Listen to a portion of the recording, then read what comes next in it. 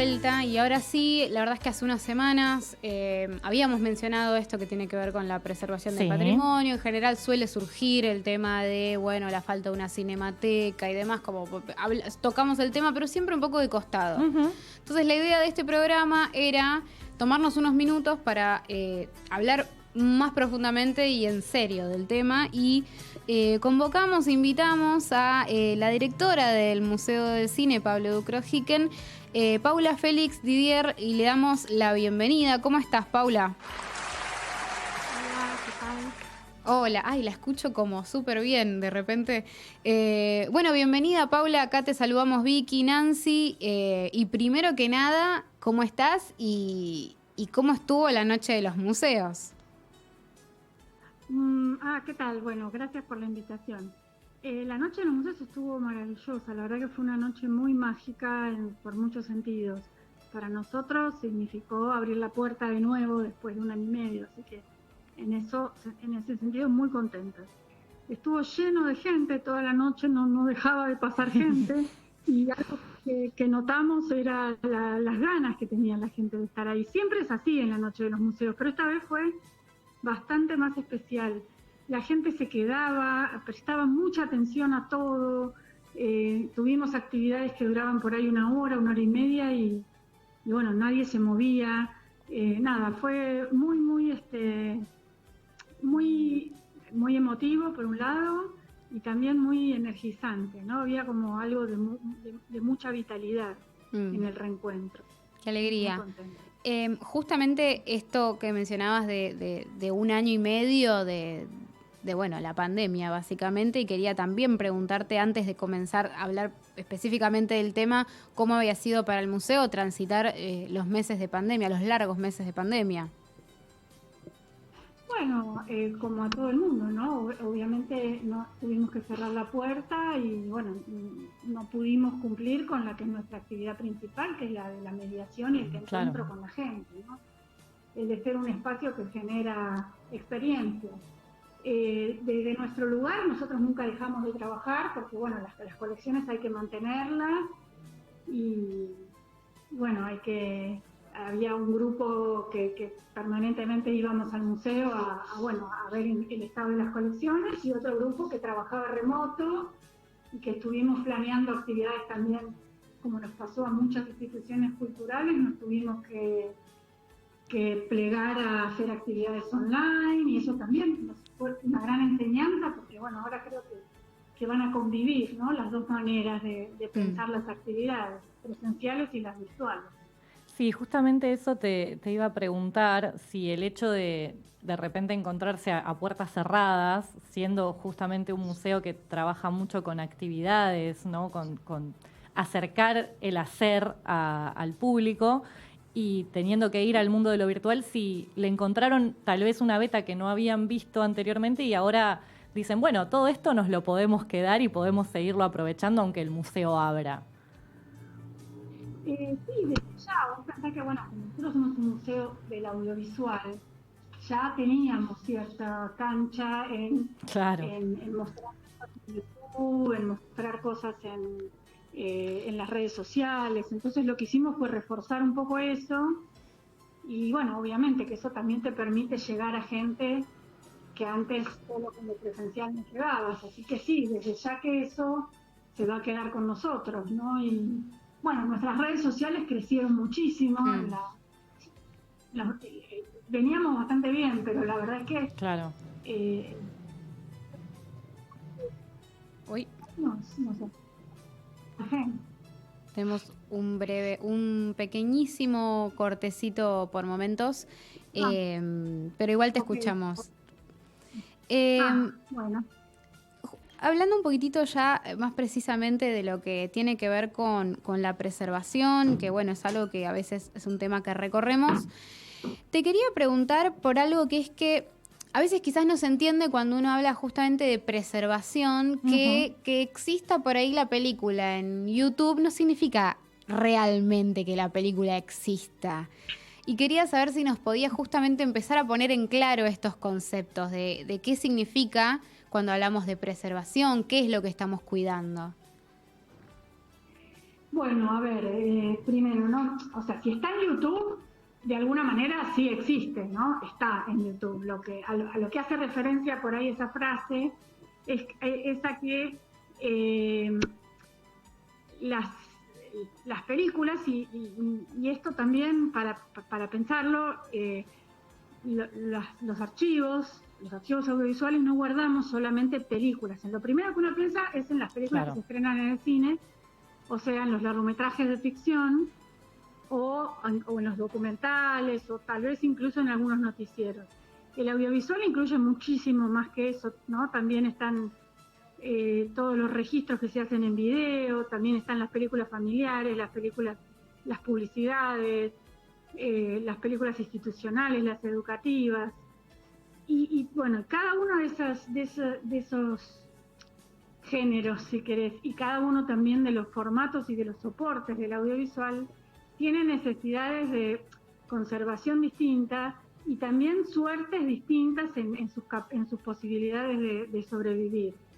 Con respecto a los largometrajes y a esto de que por ahí si una película está en YouTube no quiere decir que esté el original, es que muchísimos de los negativos e incluso de las copias de las películas se han perdido, y a veces alguna vez en la década del 80 se hizo una edición en VHS y entonces ese VHS de la película existe y de ahí alguien lo digitalizó y lo pasó a YouTube. Claro. Y entonces, si bien, aunque esté en YouTube, la película lo que está es esa versión en VHS que es de una bastante mala calidad y no hay una mejor versión.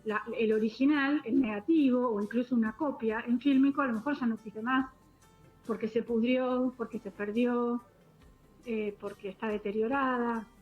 Entonces, bueno, el trabajo que nosotros hacemos es tratar de primero identificar qué hay, dónde está y en segundo lugar después tratar de ver cuáles de las cosas que sí están son únicas y a lo mejor hay que cuidarlas más rápido que a otras de las cuales tal vez hay copias o hay negativos en algún otro lado, y entonces lo que nosotros tenemos, al no ser único y no ser lo mejor, tal vez no tiene tanto sentido preservar.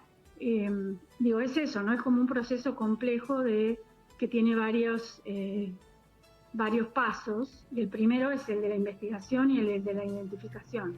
Entonces sí, efectivamente puede ser que una película que haya sobrevivido solamente en una calidad baja en YouTube o solamente en un VHS y que eso sea lo único que hay. Y eso no quiere decir que la película se haya perdido, pero sí que ya no hay posibilidad de verla en la calidad original. Claro. Por ejemplo, si una película circula de una forma digital en una calidad baja, ¿eso hay o no hay un trabajo posible para volver a crear un negativo en calidad? ¿Eso existe? ¿Eso se puede hacer o no se puede hacer? En principio no, depende, porque depende de la calidad en la que esté, porque si vos lo que es un VHS, claro, esa calidad del VHS, que es muchísimo, miles de veces más baja que la de un fílmico, por mucho esfuerzo que hagas, nunca vas a tener mejor calidad que la que tiene este VHS. Incluso un DVD, ¿no? Los DVDs hoy ya vos podés darte cuenta de la diferencia entre un DVD y un Blu-ray. Entonces, si una película la tenés solo en DVD y no hay otro formato más que el DVD, y no, mejor calidad que esa no vas a conseguir. Sí. No es que se puede mejorar la calidad. Claro. Vos podés, la resolución, digamos, porque es una cuestión de resolución. La resolución no la vas a poder mejorar. Podés borrar rayas, podés mejorar un poco el contraste, podés hacer algunas mejoras, pero la mejora de calidad no. Digamos, la calidad va a ser siempre la máxima calidad del soporte o formato que vos tengas. Claro. Y después también estaba esto que surge también a veces, que tiene que ver con que lo digital en realidad no es una garantía de perdurabilidad en el tiempo del material, digamos, como que queda a veces incluso en evidencia con, no sé, últimamente estas caídas que tuvimos, por ejemplo, de plataformas, de redes sociales o lo que fuese, que lo digital es muy fácil que de un día para el otro no exista más y el soporte no. La pregunta sería, ¿por qué alguna vez alguien pensó que el digital podía ser algo? ¿En qué momento sucedió eso? Es que no hay ninguna evidencia de que eso sea así, Claro. ¿no? Digo, lo que pasa es que yo creo que se confunden dos características del digital. Una es que el digital no se corrompe, digamos, no se deteriora de la manera que se deteriora un fílmico o un VHS, porque no se desmagnetiza o no se va pudriendo la emulsión o no se decolora, pero tiene otras formas, ¿no? El digital, digo, el digital no vive para siempre y lo sabemos perfectamente todos los que usamos teléfonos celulares, pendrives, discos rígidos y computadoras.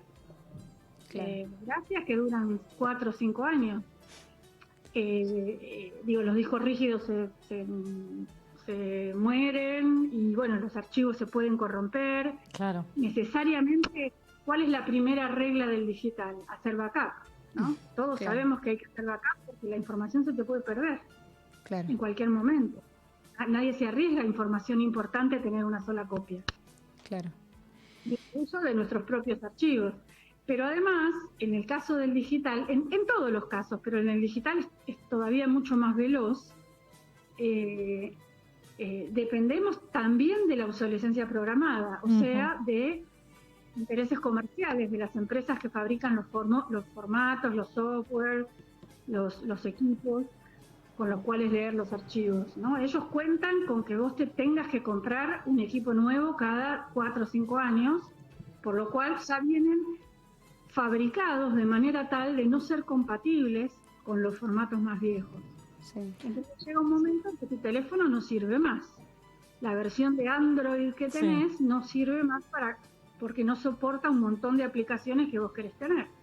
Lo mismo pasa con los software en la computadora y lo mismo pasa con los formatos de archivos digitales. Entonces, el formato de preservación digital más comúnmente utilizado, que es la cinta LTO, que es una cinta magnética que guarda datos digitales y que originalmente usaban los bancos y las empresas para guardar sus datos y ahora también los archivos audiovisuales para guardar las películas, el LTO, que nació en la década del 2000, la versión 1, ahora va ya por la versión 9 y creo que ya sale la 10, y cada versión nueva del LTO es mucho mejor, guarda mucho más cantidad de archivos y etcétera, pero es solo compatible con la versión anterior.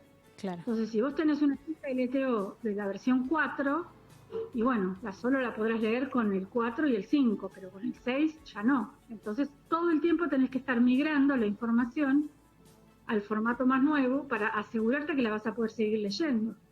La información va a seguir estando adentro de ese LTO, no se pierde, pero no la vas a poder leer. Es lo mismo que no tenerla. Claro. Entonces también los desafíos que trae el digital, esto no quiere decir que no sea una herramienta maravillosa y que sirva para un montón de cosas, y que en términos de acceso, de dar acceso a la gente, obviamente es genial porque nos permite acercarnos a un público mucho más amplio. Pero en términos de preservación, y es tan complicado como los otros formatos, y requiere tanta atención y tanto trabajo continuo como los otros formatos, y es probablemente más caro.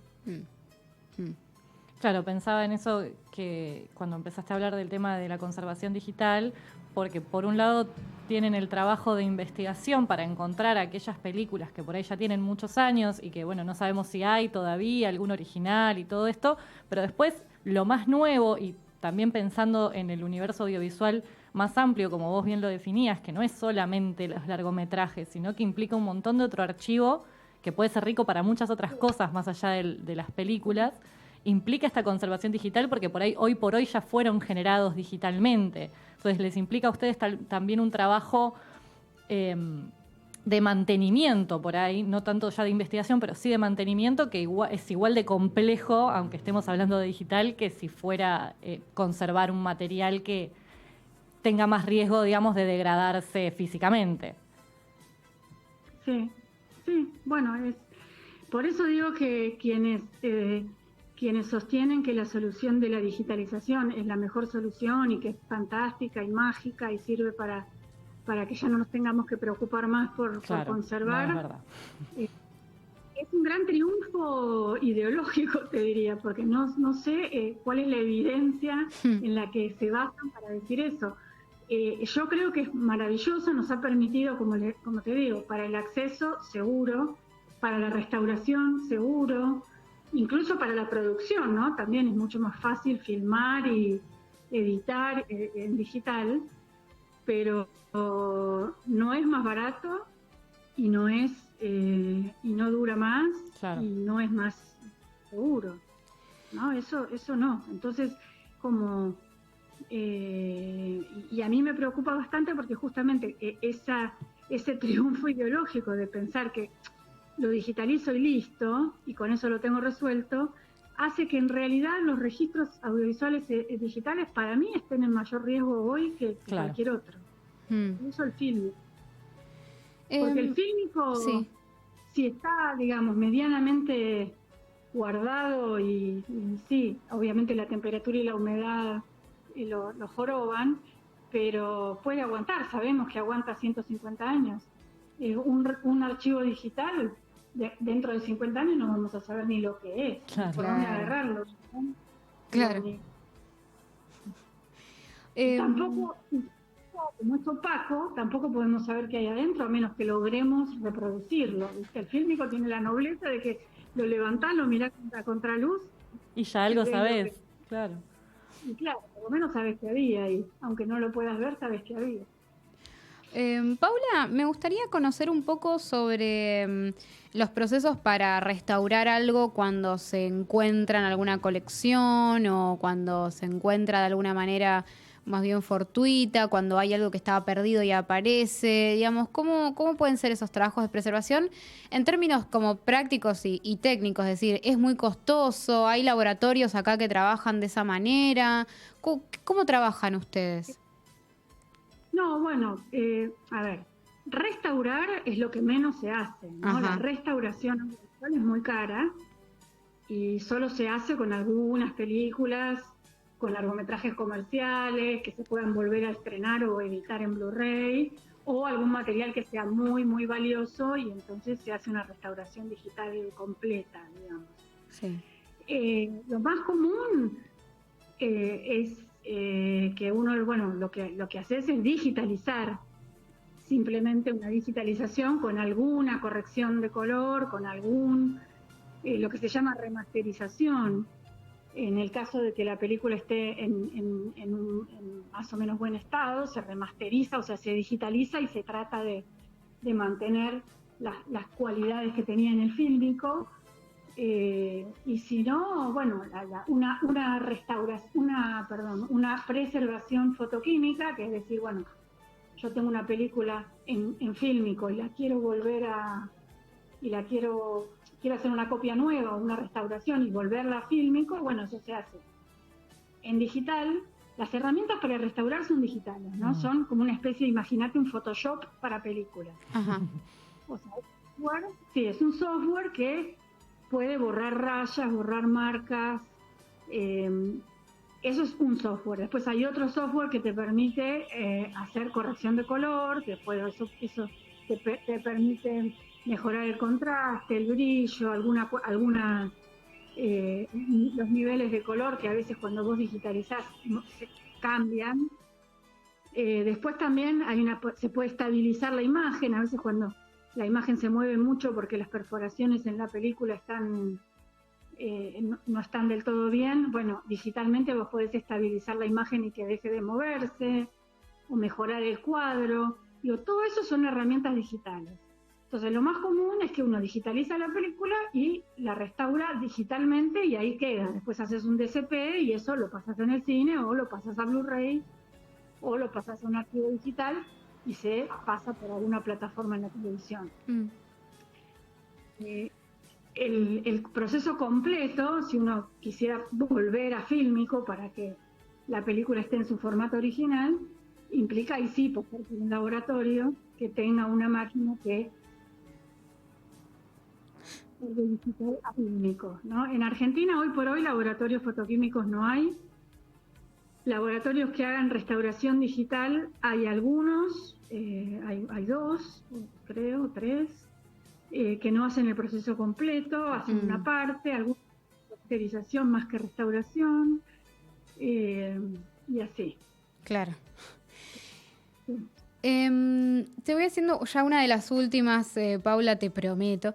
Pero bueno, algo que, bueno, a veces, viste, cada tanto sale, ¿no? Bueno, que el nitrato y qué sé yo. Y eso cada tanto también tienen que volver a salir a aclarar desde el Museo del Cine. Bueno, está todo cuidado, está toda la temperatura que tiene que estar. Pero justamente eso, como cómo se cuida, cómo es el día a día de cuidar el material que tienen dentro del museo. Mira, lo del nitrato, bueno, no, antes que nada no está a la temperatura que tiene que estar, eso no, se está construyendo ahora una bóveda, finalmente se está construyendo una bóveda que va a estar a la temperatura que tiene que estar. Sostener esa temperatura es muy difícil, claro. No hay nadie en Argentina que lo tenga. Nosotros tenemos aires acondicionados y tratamos de sostener la temperatura a 17, 16, lo que se pueda con aires acondicionados. La humedad es mucho más difícil porque, bueno, Buenos Aires tiene un nivel de humedad muy alto. Sí. Entonces eso es mucho más complicado. Pero lo que sí hacemos es controlar esa climatización todos los días, es tener una persona que está a cargo de la colección y que la revisa cotidianamente.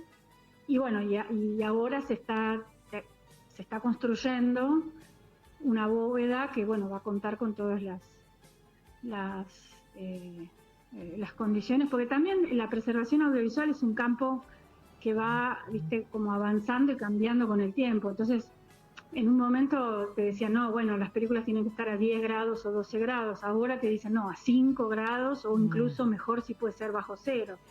Bueno, mantener esos niveles obviamente requiere de muchísimos recursos, sí, que solamente los países del primer mundo pueden tener.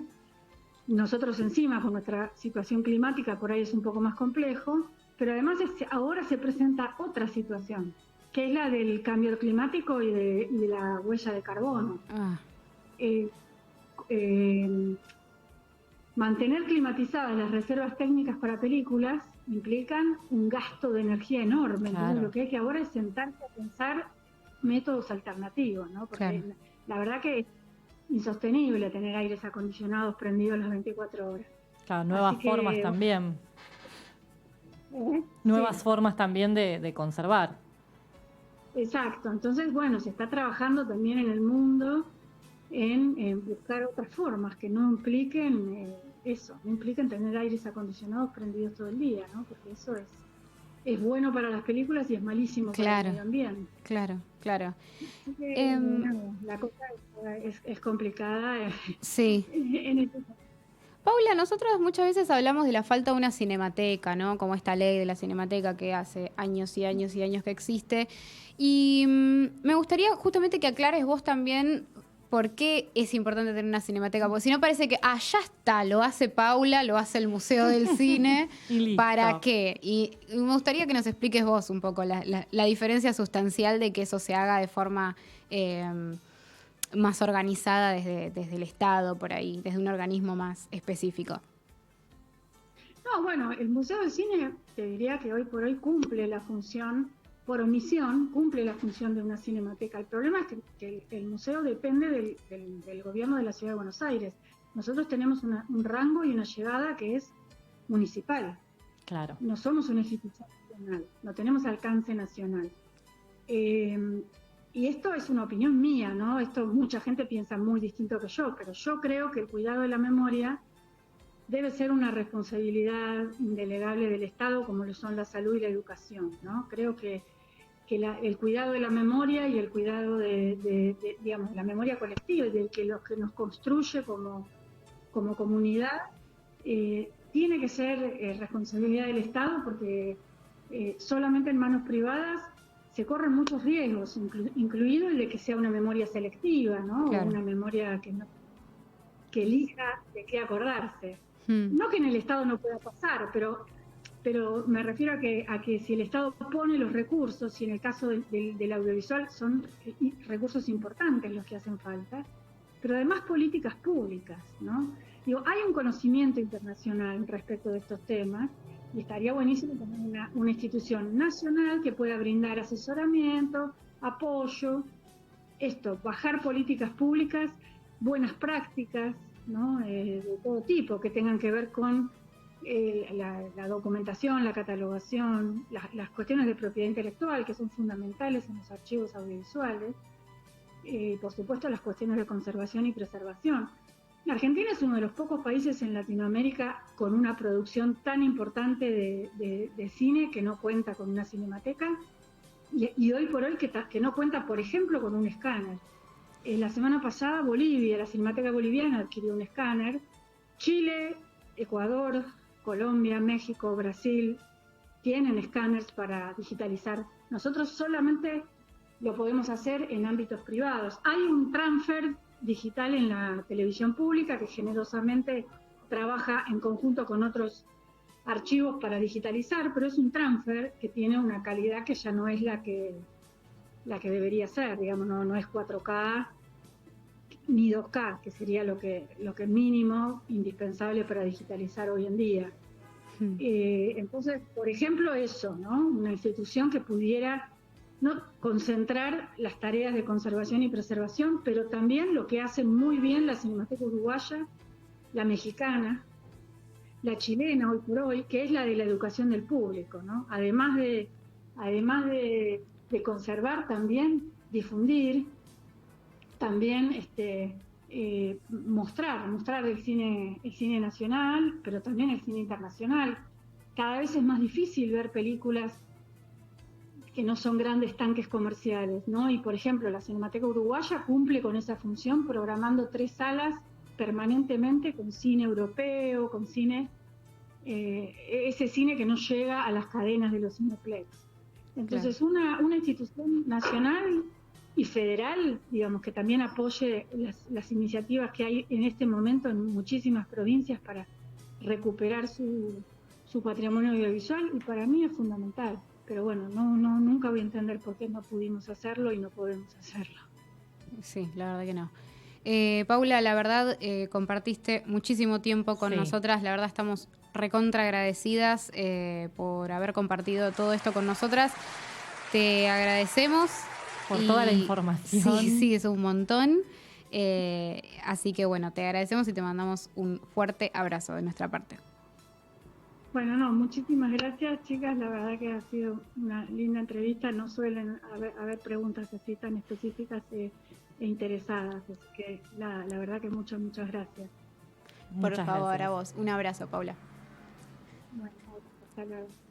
Conversábamos con Paula Félix Didier, directora del Museo del Cine, y nos contó de todo. Hay que ir a procesar esta información. Todo Nancy. Eso que decíamos, vieron que nosotros decimos así nomás, mira, viene ella y te explica cómo corresponde. Nos quedaron cosas. A mí me quedaron cosas. Ah, sí, olvídate, podemos seguir hablando. Mucho para seguir hablando. Pero bueno, por lo menos acá está la base. Acá está la base, exactamente. Bueno, y vamos a ir directamente entonces ahora un poquito de música nuevamente, y ahora vamos a escuchar No voy en tren de Charly García.